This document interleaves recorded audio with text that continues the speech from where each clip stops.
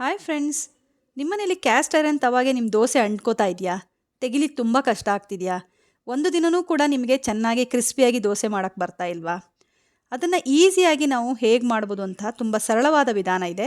ಇದು ಇವಾಗಿನ ರೆಸಿಪಿ ಇಲ್ಲ, ತುಂಬ ಹಳೆಯ ಕಾಲದ ರೆಸಿಪಿ. ಇದನ್ನು ಆ್ಯಕ್ಚುಲಿ ಹಳೆಯ ಕಬ್ಬಿಣದ ಹಂಚುಗಳೆಲ್ಲ ಇರ್ತಿತ್ತಲ್ಲ, ಅದನ್ನು ಒಂಥರ ಹದ ಮಾಡೋಕ್ಕೆ ಅಂದರೆ ಸೀಸ್ನಿಂಗ್ ಮಾಡೋಕ್ಕೆ ಇದನ್ನು ಯೂಸ್ ಮಾಡ್ತಾಯಿದ್ರು.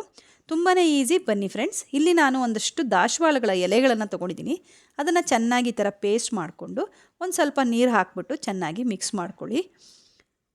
ಚೆನ್ನಾಗಿ ಡೈಲ್ಯೂಟ್ ಆದಮೇಲೆ ಇದು ನೋಡಿ ಈ ಥರ ಮಿಕ್ಸ್ ಮಾಡ್ಕೊಂಡ್ಮೇಲೆ ನಮ್ಮ ಕ್ಯಾಸ್ಟ್ ಐರನ್ ತವಾನ ನೀವು ಇದರೊಳಗೆ ಸೋಕ್ ಮಾಡಿ ಒಂದು 2 ದಿನಗಳ ಕಾಲ ಸೋಕ್ ಮಾಡಿ ಇಡಬೇಕು. ಆವಾಗ ಏನಾಗುತ್ತೆ, ನಿಮಗೆ ಇದೊಂಥರ ಹದ ಆಗುತ್ತೆ. ನೋಡಿ ಈಗ 2 ದಿನ ಆಗಿದೆ ನನಗೆ. ಇಲ್ಲಿ 2 ದಿನ ಆದಮೇಲೆ ಇದನ್ನು ತೆಗೆದುಬಿಟ್ಟು ಚೆನ್ನಾಗಿ ನೀರಲ್ಲಿ ವಾಶ್ ಮಾಡಿಬಿಟ್ಟು ಡ್ರೈ ಬಟ್ಟೆಯಲ್ಲಿ ಕ್ಲೀನಾಗಿ ಒರೆಸ್ಕೊಳ್ಳಿ.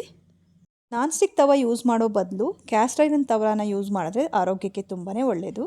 ಇದನ್ನು ಒರೆಸಿದ ಮೇಲೆ ನಿಮ್ಮ ಹತ್ರ ಕ್ಯಾಸ್ಟರ್ ಆಯಿಲ್ ಇದ್ದರೆ ಹಚ್ಚಿ, ಯಾವುದೇ ಕ್ಯಾಸ್ಟರ್ ಆಯಿಲು ಆಗುತ್ತೆ. ಕೋಲ್ಡ್ ಪ್ರೆಸ್ ಬೇಕು ಆ ಥರ ಏನಿಲ್ಲ, ಎನಿ ಕ್ಯಾಸ್ಟರ್ ಆಯಿಲ್ ಅದನ್ನು ಸ್ವಲ್ಪ ಅಪ್ಲೈ ಮಾಡಿ. ಕ್ಯಾಸ್ಟರ್ ಆಯಿಲ್ ಇದ್ದರೆ ಬೆಸ್ಟು, ಅಲ್ಲ ಅಂದರೆ ಕೊಬ್ಬರಿ ಎಣ್ಣೆ ಹಾಕಿ ಕೂಡ ಮಾಡ್ಬೋದು. ಈಗ ಅದಕ್ಕೆ ನಾನು ಕ್ಯಾಸ್ಟರ್ ಆಯಿಲ್ ಹಚ್ಚಿ ಇಟ್ಮೇಲೆ ಒಂದು ಈರುಳ್ಳಿ ಕಟ್ ಮಾಡಿಕೊಂಡು ಅದ್ರ ಮೇಲೆ ಚೆನ್ನಾಗಿ ಹುರಿಬೇಕು. ಹುರಿಯುವಾಗ ನೋಡಿ ಈ ಥರ ನಿಮಗೆ ಫುಲ್ಲು ಸ್ಮೋಕ್ ಬರ್ತಾ ಇರಬೇಕು, ಅಲ್ಲಿ ತನಕ ಇದನ್ನು ಚೆನ್ನಾಗಿ ಹುರಿರಿ. ಇದು ಹುರಿದಾದ್ಮೇಲೆ ತಣ್ಣಗಾಗಕ್ಕೆ ಬಿಟ್ಟು ಚೆನ್ನಾಗಿ ಒಂದು ಬಟ್ಟೆಯಲ್ಲಿ ಒರೆಸಿ ನಿಮ್ಗೆ ಯಾವ ರೀತಿ ದೋಸೆ ಬೇಕೋ ಈ ಥರ ಮಾಡ್ಕೊಳ್ಳಿ. ತುಂಬಾ ಚೆನ್ನಾಗಿ ದೋಸೆ ಎದ್ದು ಬರುತ್ತೆ ಫ್ರೆಂಡ್ಸ್. ಖಂಡಿತವಾಗಿ ಇದನ್ನು ಟ್ರೈ ಮಾಡಿ ನೋಡಿ. ನಿಮ್ಮೆಲ್ಲರಿಗೂ ನನ್ನ ಈ ಸಿಂಪಲ್ ಟಿಪ್ಸ್ ಇಷ್ಟ ಆದರೆ ನನ್ನ ವಿಡಿಯೋನ ಲೈಕ್ ಮಾಡಿ, ಹಾಗೂ ನಿಮ್ಮ ಫ್ರೆಂಡ್ಸ್ಗಳಿಗೂ ಶೇರ್ ಮಾಡಿ. ಹಾಗೆ ನನ್ನ ಚಾನಲ್ನ ಸಬ್ಸ್ಕ್ರೈಬ್ ಮಾಡ್ಕೊಳ್ಳಿ. ಇಂತಹದ್ದೇ ಸಿಂಪಲ್ ಟಿಪ್ಸ್ಗಳಿಂದ ಮತ್ತೆ ಬರ್ತಿರ್ತೀನಿ. Thank you. Thanks for watching.